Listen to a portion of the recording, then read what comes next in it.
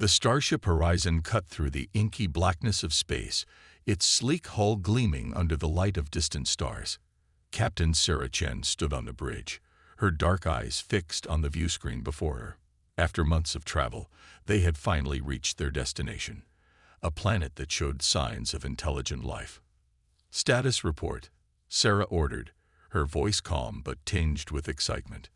Lieutenant Raj Patel, the ship's science officer, looked up from his console. "The planet's atmosphere is breathable, Captain. We're detecting large structures on the surface, definitely artificial." Sarah nodded, a small smile playing on her lips. "This is it, people. First contact. Let's make humanity proud." As the Horizon entered orbit, the crew buzzed with anticipation. Years of training had prepared them for this moment, but nothing could truly ready them for the reality of meeting an alien civilization. "Captain, we're picking up movement on the surface," Raj announced. "A group of beings is gathering in what appears to be a central plaza." Sarah straightened her uniform. "Excellent. Prepare the landing party. We'll—" Her words were cut short by a sudden burst of activity on the viewscreen. The gathered aliens were scattering, fleeing in all directions as if struck by sudden panic. "What the hell?" First Officer Mike Torres muttered, leaning forward to get a better look. Sarah frowned.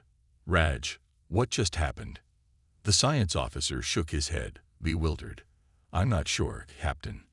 One moment they were calmly assembled, the next, it's like they saw a ghost." "Could they have detected our presence?" Sarah asked. "Unlikely," Raj replied. "Our cloaking technology should prevent that. Besides, their reaction doesn't fit simple discovery." "This is fear." Sarah's frown deepened. This wasn't how first contact was supposed to go. "All right, change of plans. We need to understand what's happening before we make our presence known. Raj, I want continuous scans of the planet. Mike, prep a stealth drone for launch. We need eyes on the ground." As the crew scrambled to follow her orders, Sarah couldn't shake the feeling that they were missing something crucial. The aliens' reaction was too extreme, too uniform to be random. Hours passed as they observed the planet below. The aliens, bipedal beings with iridescent skin and large expressive eyes, seemed to communicate through a complex system of gestures and color changes. They moved with a grace that spoke of an advanced civilization, their cities marvels of organic architecture that blended seamlessly with the natural landscape. But every attempt at communication was met with the same response: blind panic. "It doesn't make sense," Mike said, voicing the frustration they all felt. "We've tried every non-invasive method of contact in the book. Radio signals, light patterns, even simple mathematical sequences. It's like they can't even hear us." Sarah rubbed her temples, feeling the beginnings of a headache. "Or they're choosing not to." "Raj, any theories?" The science officer hesitated. "Just one, Captain. But it's out there." "At this point, I'll take anything," Sarah said. Raj took a deep breath. "I think it's our voices. Every time we've attempted audio communication, no matter the frequency or volume, they react with fear. But it's more than that. Look at this." He pulled up a video on the main screen. It showed an alien child playing near the edge of a forest. As they watched, the child froze, then fled in terror. Moments later, a small earth bird, one of many species they'd brought along for ecological studies, flew into view, its song echoing in the alien air. "It's not just us," Raj explained. "It's any Earth animal capable of vocal communication. They're terrified of the very concept of audible speech." A heavy silence fell over the bridge as the implications sank in. "But that's impossible," Mike finally said. "How could they possibly have evolved a fear of something they've never encountered?" Sarah's mind raced, piecing together the puzzle. "Unless they have encountered it before." "Raj, start scanning for any signs of previous Earth contact. Archaeological evidence, myths, anything." Days passed as they dug deeper into the mystery. The Horizon maintained its silent vigil, watching and listening. It was Ensign Yuki Tanaka, a young linguist with a keen eye for patterns, who finally made the breakthrough. "Captain, I think I've found something," Yuki said, her voice trembling with excitement. "It's in their art, their architecture. There are symbols repeated across centuries of their history. We thought they were just decorative, but I think they're words." Sarah leaned in, studying the complex swirls and angles Yuki had isolated. "Words. Can you translate them?" Yuki nodded. "It's not perfect, but the meaning is clear. It's a warning, passed down through generations. It says, when you hear the thunder of their voices, run. The sky demons have returned." The bridge fell silent once more, the weight of history pressing down on them all. "Sky demons," Sarah murmured. "Raj, how far back do these warnings go?" The science officer's fingers flew over his console. "Based on the dating of the earliest artifacts containing the symbols, at least 50,000 years, Captain."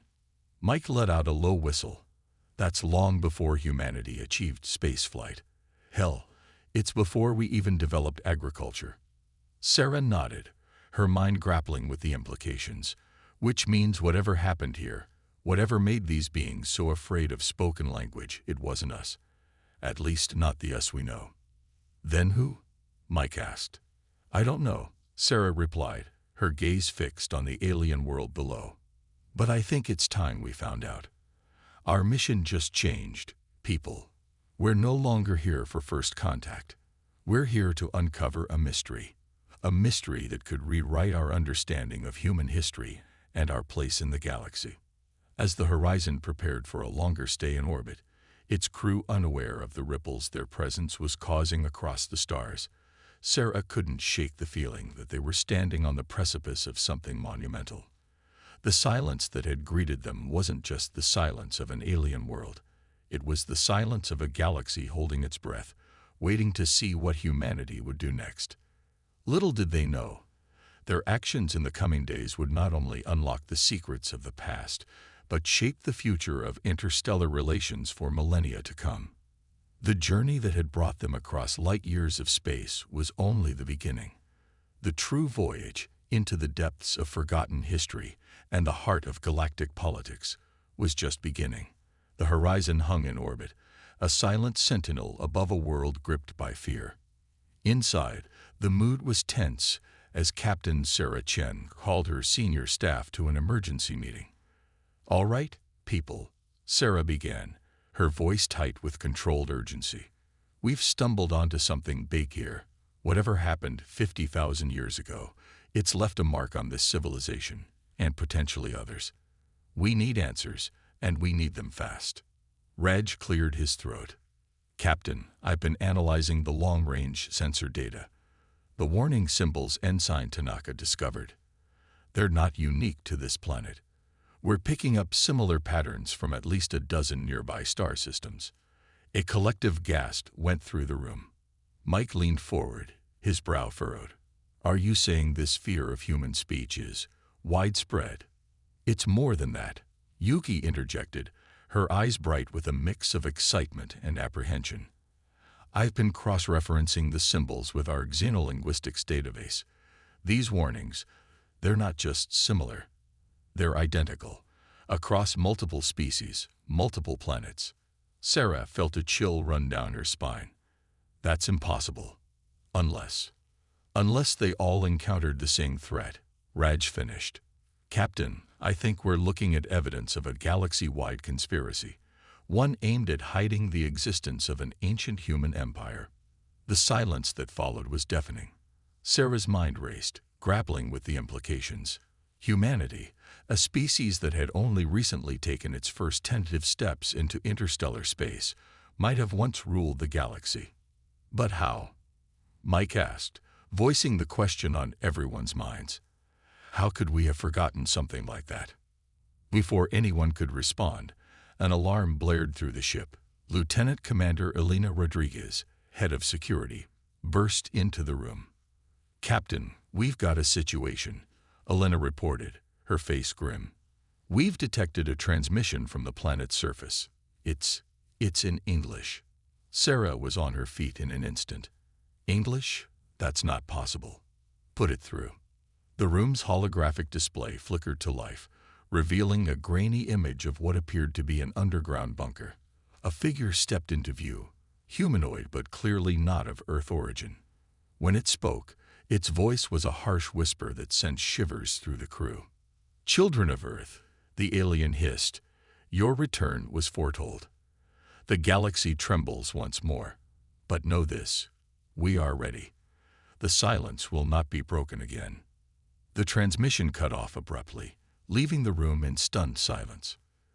"Well," Mike said, his attempt at levity falling flat, "I guess first contact didn't go as planned after all." Sarah's mind was already racing ahead. "Elena, I want that transmission traced. Find out where it came from. And who sent it. Raj, dig deeper into those long-range scans. I want to know how far this conspiracy reaches. Yuki, keep working on those translations. There might be more to these warnings than we've uncovered." As the team dispersed, Sarah felt the weight of command pressing down on her shoulders. They had come seeking new life, new civilizations. Instead, they had stumbled upon a cosmic mystery that threatened to upend everything humanity thought it knew about its place in the universe. Days turned into weeks as the horizon maintained its silent vigil. The planet below remained a tantalizing enigma, its inhabitants continuing their lives seemingly unaware of the human observers above. But beneath the surface, tensions were brewing. Raj's findings painted a picture more complex and terrifying than they had initially imagined. The fear of human speech wasn't limited to a few nearby systems. It spanned the entire explored galaxy. Everywhere they looked, they found evidence of a concerted effort to erase all memory of humanity's cosmic past. "It's like someone took a giant eraser to the galaxy's history books," Raj explained during one of their daily briefings. "But they missed a few spots. Look at this." He pulled up an image of what appeared to be ancient ruins on a distant moon. The architecture was unmistakably similar to structures found on Earth. "Carbon dating puts these ruins at roughly 100,000 years old," Raj continued. "That's long before any known human civilization on Earth." Sarah studied the image, her mind struggling to reconcile what she was seeing with what she thought she knew about human history. So we're not just talking about a forgotten empire. We're talking about a level of technological advancement that allowed our ancestors to spread across the stars long before we even developed writing. And then something went wrong, Mike added, his voice grim. Something so catastrophic that it not only knocked us back to the Stone Age, but scared the rest of the galaxy into silence. The implications were staggering, but as they delved deeper into the mystery, a new complication arose. Elena burst into Sarah's ready room, her face pale. "Captain, we've got a problem," she reported. "Remember that English transmission? We traced it. It didn't come from the planet.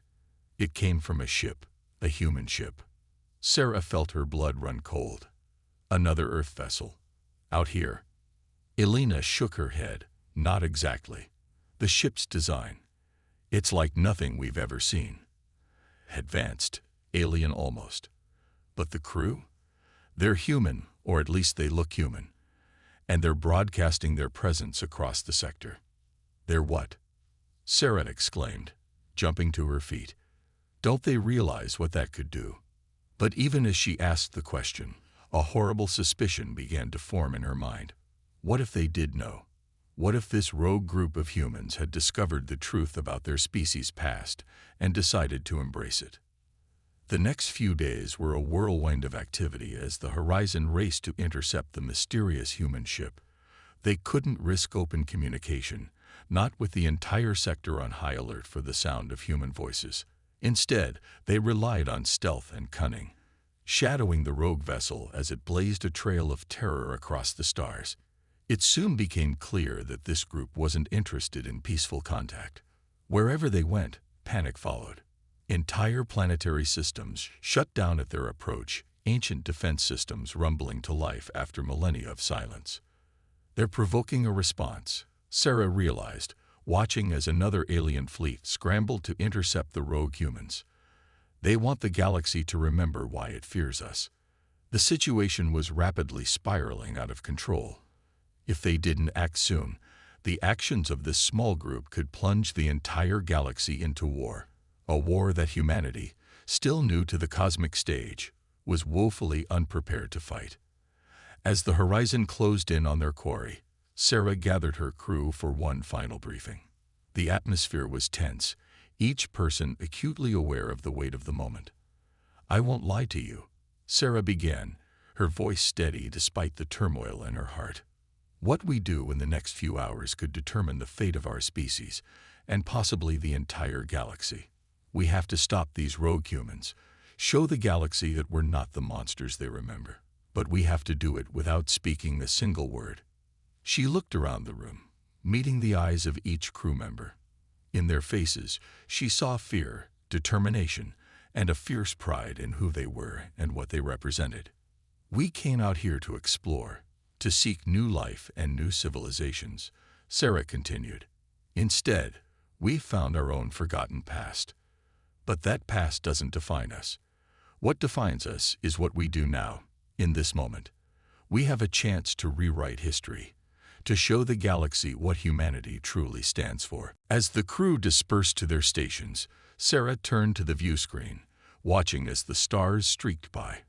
Somewhere out there, their wayward cousins were sowing the seeds of conflict, reopening ancient wounds. But the horizon and her crew were determined to be the salve, the bridge between past and future. The silent hunter and its prey danced among the stars, hurtling towards a confrontation that would echo across the cosmos. The galaxy held its breath, waiting to see if the children of Earth would bring destruction once more, or if, this time, they might bring peace. The horizon streaked through space, a silent predator on the trail of its misguided prey. Captain Sarah Chen stood on the bridge, her eyes fixed on the tactical display showing their quarry, the rogue human ship that threatened to reignite ancient fears across the galaxy. "They're heading for the Zeta Reticuli system," Raj reported, his voice tight with tension. "Long-range scans show something massive in orbit around the second planet. It's putting out energy readings like nothing I've ever seen." Sarah's eyes narrowed. Could it be the source of their advanced technology? "It's possible," Raj nodded. "Whatever it is, it's old. Really old." As they approached the system, the true scale of what awaited them became clear. Orbiting a barren, rocky world was a structure that defied belief, a ring-shaped megastructure that dwarfed anything humanity had ever built. "My God," Mike breathed, staring at the view screen in awe. "What is that thing?" Before anyone could respond, Yuki's console lit up. "Captain, I'm detecting transmissions from the structure. It's in English. Ancient English." Sarah felt a chill run down her spine. "Put it through." A voice, distorted by static and the weight of ages, filled the bridge. "Final warning to all sentient species. The humans are a plague upon the galaxy. Their voices are the harbinger of destruction. Flee from them, silence them, or face extinction." The message repeated, an endless loop of ancient terror. "Well," Mike said, his voice grim, "I guess we found out why the galaxy's so afraid of us." Sarah nodded, her mind racing. "Raj, any sign of the rogue ship?" "They've docked with the structure," Raj reported. "But there's more. I'm detecting multiple ships approaching. Non-human configurations. It looks like we're not the only ones who followed them here." Sarah's jaw tightened. They were running out of time. "All right, people, listen up. We need to board that structure. Whatever's in there, whatever drove our ancestors to become the monsters that terrorize the galaxy, we need to understand it. And we need to stop our misguided friends from using it."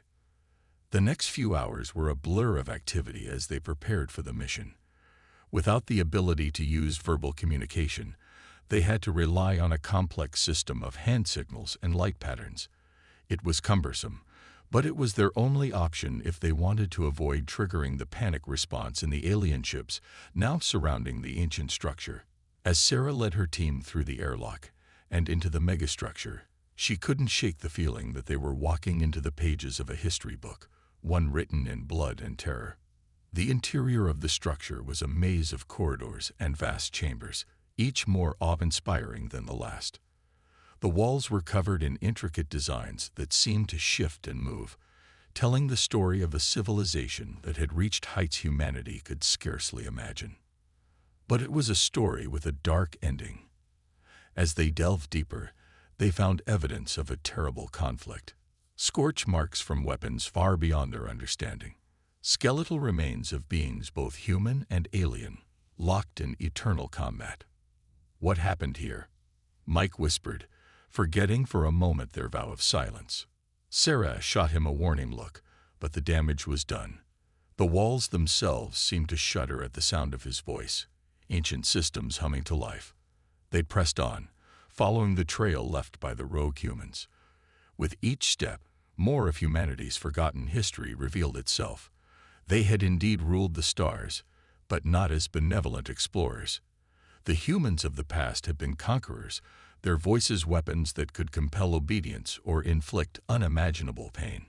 Finally, they'd reached the heart of the structure, a vast chamber dominated by a pillar of swirling energy. And there, working feverishly at a control panel, were the rogue humans. Their leader turned as Sarah and her team entered, a manic grin spreading across his face. When he spoke, his voice echoed with a power that made Sarah's bones vibrate. "Welcome, cousins," he boomed. "You're just in time to witness the rebirth of our empire." Sarah raised her hand, signaling her team to be ready for anything. She pointed to herself, then to her ear, and finally to the rogue leader, a silent request for him to explain. The man laughed, the sound sending shivers through the chamber.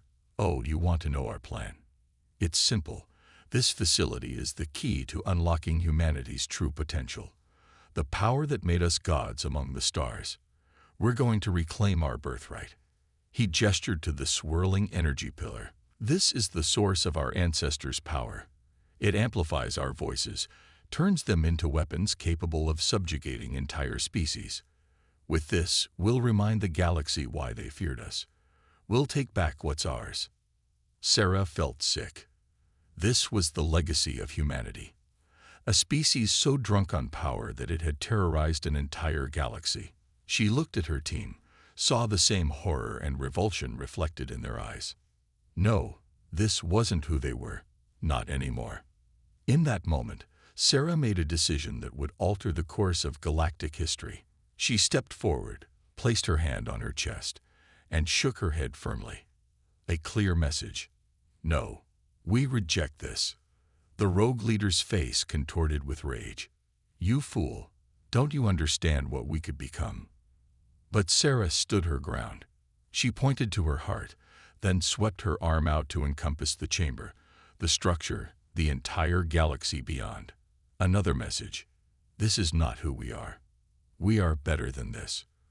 For a tense moment, it seemed as if violence was inevitable. But then, something unexpected happened. One of the rogue humans, a young woman, stepped away from the control panel. She looked at Sarah, then at her leader, and shook her head. Others followed, the elder of power giving way to the realization of the horror they had almost unleashed. The rogue leader, seeing his support crumble, let out a roar of frustration that shook the very foundations of the structure. But his voice, powerful as it was, couldn't compel obedience. Not anymore. As the last of his followers abandoned him, the leader lunged for the control panel, but Sarah was faster. With a well-aimed shot from her stun weapon, she brought him down. In the silence that followed, Sarah and her team worked quickly to shut down the ancient systems. As the swirling energy pillar flickered and died, they felt a weight lift, not just from the chamber, but from the entire galaxy. They had done it. They had confronted the darkest chapter of humanity's past and chosen a different path. As they made their way back to the horizon, Sarah knew that their journey was far from over. They had uncovered a truth that would shake humanity to its core. They had seen the heights of power their species could achieve and the depths of cruelty that came with it. But they had also shown that humanity could change, could choose compassion over conquest. As the horizon disengaged from the ancient structure, Sarah gazed out at the stars.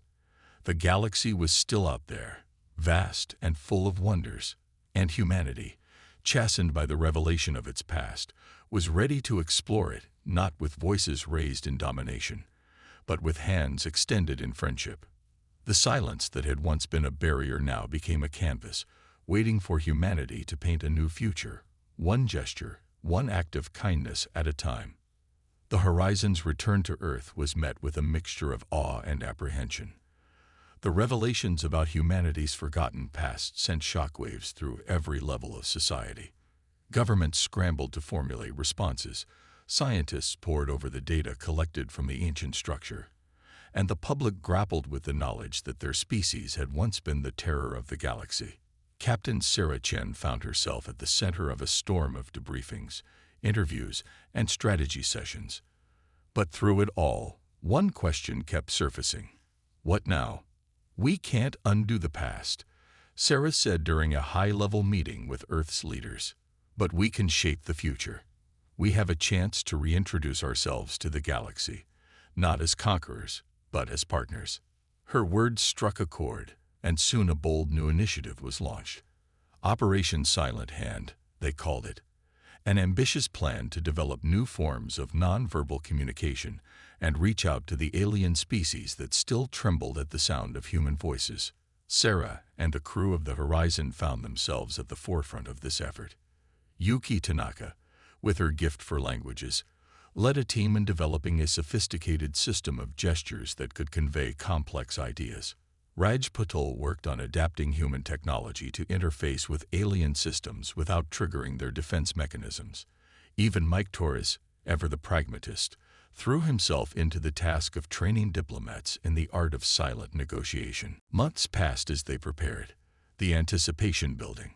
Finally, the day came for humanity's second first contact. The chosen species were the Zalthri, a race of empathic beings whose homeworld orbited a distant red dwarf. Initial probes had shown them to be cautious but not openly hostile, making them ideal candidates for this delicate mission. As the Horizon approached the Zalthri homeworld, Sarah felt a familiar mix of excitement and trepidation. This time, though, it was tempered by determination. They would not repeat the mistakes of the past. "Remember," Sarah signaled to her team as they prepared to shuttle down to the planet's surface, "not a word. We communicate through actions, not sound." The landing was tense, the air thick with unspoken questions. As they stepped out onto the alien soil, they were met by a delegation of Zalthri, tall, willowy beings with iridescent skin and large, expressive eyes. For a moment, both groups simply stood there, regarding each other warily. Then Sarah stepped forward, her movements slow and deliberate. She raised her hand in the greeting they had practiced countless times, a complex series of gestures that conveyed peace, respect, and a desire for understanding. The lead Zalthri tilted its head, studying the movements. Then, to the human's amazement, it began to mimic the gesture, its long fingers weaving through the air in a graceful echo of Sarah's greeting. A collective sigh of relief passed through the human delegation. It was working. Over the next few days, a strange dance unfolded. Humans and Zalthri moved in careful circles around each other, their hands constantly in motion as they worked to bridge the gap between their species. It was slow, often frustrating work. Misunderstandings were common, and more than once they found themselves on the brink of diplomatic disaster. But they persevered. Slowly, painstakingly, they began to build a common language of gestures and expressions. The Zalthri, they discovered, were natural empaths, able to sense emotions and intent even without words. This gift proved invaluable in navigating the complexities of interspecies communication. As the days turned into weeks, something remarkable began to happen. The fear that had initially greeted their arrival began to fade, replaced by curiosity and even cautious warmth. The Zalthri, it seemed, were as eager to learn about the humans as the humans were to learn about them. One evening, as they sat around a ceremonial fire, a concept the Zalthri had enthusiastically adopted from their human visitors, the lead Zalthri diplomat made a series of gestures that Yuki translated with wide eyes. They're saying, they're saying they want to introduce us to others. Yuki signed excitedly. Other species who might be ready to move past their fear. It was a breakthrough beyond anything they had dared to hope for. The Zalthri, it turned out, were part of a loose confederation of species that had long lived in fear of the voice demons, but had also grown curious about the strange beings from the legends. Over the following months, the horizon found itself at the center of a whirlwind of diplomatic activity. They traveled from world to world, each contact building on the success of the last. Some species were more receptive than others, but everywhere they went, they found a growing willingness to look beyond the fears of the past. It wasn't always smooth sailing. There were still those who viewed humanity with suspicion, who saw their silence not as respect, but as a trick to lower their guard. On more than one occasion, the horizon found itself in tense standoffs with alien ships, their intentions unclear. But for every setback, there were moments of triumph. On a gas giant's moon, they helped negotiate a peace treaty between two long-warring species, all without speaking a word. In a distant nebula, they made first contact with a species of silicon-based life forms, establishing a means of communication that transcended not just language but biology. Through it all, Sarah and her crew never lost sight of the larger goal. They were not just exploring or making friends. They were laying the groundwork for humanity's peaceful integration into the galactic community. As their mission neared its end, Sarah found herself standing on the observation deck of the horizon, gazing out at the star-studded expanse. Beside her stood Curl, the Zalthri diplomat who had become something of a friend over the months. Curl's fingers moved in a complex pattern, a question that Yuki had taught Sarah to recognize. What do you think the future holds? Sarah considered for a moment, then raised her own hands in reply. Her gestures were slower, less fluid than Curl's, but they carried the weight of conviction. I think the future is unwritten. We've taken the first steps, but there's still a long way to go. There will be challenges, misunderstandings, maybe even conflicts. But I believe we've shown that we can overcome our past, that we can build bridges instead of walls. Curl nodded, a gesture they had adopted from the humans. Then, to Sarah's surprise, the Zalthri reached out and took her hand, a very human gesture of comfort and solidarity. As they stood there, human and alien united in a moment of silent understanding, Sarah felt a swell of hope. The galaxy was vast and full of wonders, and humanity was finally ready to explore it, not with voices raised in domination, but with hands extended in friendship. The silence that had once been a barrier had become a gateway, opening up possibilities that no one could have imagined. And as the horizon prepared for its journey home, Sarah knew that this was just the beginning of a new chapter in human history, a chapter written not in words, but in the universal language of peace and mutual understanding. The horizon's return to Earth was triumphant, but tinged with a new sense of responsibility. Humanity had taken its first tentative steps back onto the galactic stage, and the eyes of countless alien species were upon them. The question on everyone's mind was, what next? Captain Sarah Chen found herself at the center of intense debate.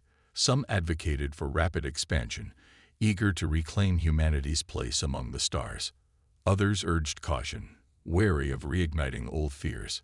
Sarah, drawing on her experiences, championed a middle path, careful, deliberate engagement with the galactic community. We've been given a second chance, she argued before the United Earth Council. We can't squander it with hasty action or timid inaction. We need to prove, through consistent effort and goodwill, that we're worthy of trust. Her words carried weight, backed by the successes of the Silent Hand Initiative. Plans were set in motion for expanded diplomatic missions, cultural exchanges, and collaborative scientific endeavors, all conducted with painstaking care to respect the galaxy's lingering fears of human vocalization. But as humanity looked outward with new purpose, an unexpected crisis loomed on the horizon. The first signs were subtle: unusual stellar activity in a distant sector, strange energy readings that defied explanation. But as reports flooded in from their new alien allies, a chilling picture emerged. Something was moving through the galaxy, consuming entire star systems in its wake. The Zal-3 were the first to name it, the Void. A cosmic anomaly of immense proportions, it seemed to devour light, matter, and even the fabric of space-time itself. And it was growing. As panic spread across the galaxy, old fears and suspicions resurfaced. Some species, remembering the legends of humanity's past power, looked to Earth with a mixture of hope and dread. Others saw the Void as punishment for allowing the voice demons to return, and called for humanity's isolation. In the midst of this chaos, Sarah and the crew of the Horizon found themselves once again at the forefront of a crucial mission. The United Earth Council, in conjunction with a hastily formed alliance of alien species, had tasked them with investigating the Void and finding a way to stop its advance. As the Horizon approached the edge of the anomaly, the crew felt a weight of responsibility unlike anything they'd experienced before. This wasn't just about humanity's redemption anymore. The fate of the entire galaxy hung in the balance. "Sensors are going haywire," Raj reported, his fingers flying over his console. "Whatever this thing is, it's like nothing we've ever encountered." Sarah nodded grimly. "Keep us at a safe distance. We need to gather as much data as we can without risking the ship." For days, they skirted the edge of the Void, probing its mysteries. They watched in horror as it consumed a nearby star system, the light of its sun winking out like a candle in the wind. But with each observation, each scrap of data collected, a picture began to form. "It's not natural," Yuki announced one day, her eyes wide with realization. "The patterns, the energy signatures, they're too regular, too precise. This thing was created." The implications were staggering. Who could have the power to create something so devastating? And why? As they delved deeper into the mystery, a disturbing possibility emerged. The technology behind the Void bore striking similarities to the ancient human empire's most powerful weapons, the very weapons that had terrorized the galaxy eons ago. Had they accidentally awakened some long-dormant doomsday device? Or was there something else at play? Their questions were answered in the most unexpected way. As they compiled their findings to transmit back to Earth, a transmission cut through the static. A human voice, speaking English, but with an accent unlike anything they'd heard before. "Children of Earth," the voice said, "your meddling has not gone unnoticed. The silence ends now." The message was traced to a massive ship emerging from the depths of the Void. A ship of clearly human design, but far more advanced than anything in Earth's current fleet. The truth hit Sarah like a physical blow. This was no ancient weapon accidentally triggered. This was the last remnant of the old human empire returning to reclaim its dominion over the galaxy. As the enormity of the threat became clear, the fragile alliance of species faced its first true test. Many advocated for immediately attacking the human ship, seeing it as vindication of their long-held fears. Others wanted to flee, to abandon entire sectors of the galaxy to the Void, rather than face the returned voice demons. It fell to Sarah and her crew to rally the alliance, to convince them that this threat was not the return of humanity as conquerors, but a chance for redemption. "We are not our ancestors," Sarah signed to the assembled alien representatives, her gestures passionate and determined. "We reject their path of destruction. Stand with us, fight with us, and we will show you what humanity truly stands for." Her words, or rather, her silent plea, struck a chord. Slowly, hesitantly, the alliance solidified. Ships from a dozen species joined the Horizon, forming a fleet unlike any the galaxy had seen in millennia. The battle that followed would be spoken of in whispers for generations to come. The ancient human ship wielded terrible weapons, its crew's voices alone capable of shattering hulls and scrambling minds. But they faced a united front, a galactic alliance bound together not by fear, but by hope. In the end, it was not superior firepower or advanced technology that won the day. It was understanding. the very thing Sarah and her crew had worked so hard to foster. Yuki, drawing on her deep knowledge of human language and the alien gestures she'd learned, found a way to communicate with the ancient ship's crew, to make them understand that the galaxy had changed, that there was another way. As the void began to dissipate, its energy absorbed by the ancient ship, Sarah stood on the bridge of the horizon, surrounded by allies from across the stars. In that moment, she knew that humanity had truly found its redemption. The threat was over, but the work was just beginning. The galaxy, once divided by fear, now faced the challenge of building a lasting peace, and humanity, with its unique history and newfound wisdom, would play a crucial role. As the horizon set course for Earth, carrying representatives from a dozen alien species, Sarah gazed out at the stars. The silence that had once been a barrier had become a strength, a reminder of the power of actions over words. Humanity had been given a second chance, and they had seized it with both hands. The future stretched out before them, full of challenges and opportunities. But this time, they would face it not alone, but as part of a greater galactic community. The voiced demons of legend were gone. In their place stood a species ready to listen, to learn, and to lead, not through the power of their voices, but through the strength of their convictions and the depth of their compassion. As the first rays of Earth's sun peeked over the horizon, Sarah smiled. The new era had begun, and the galaxy would never be the same.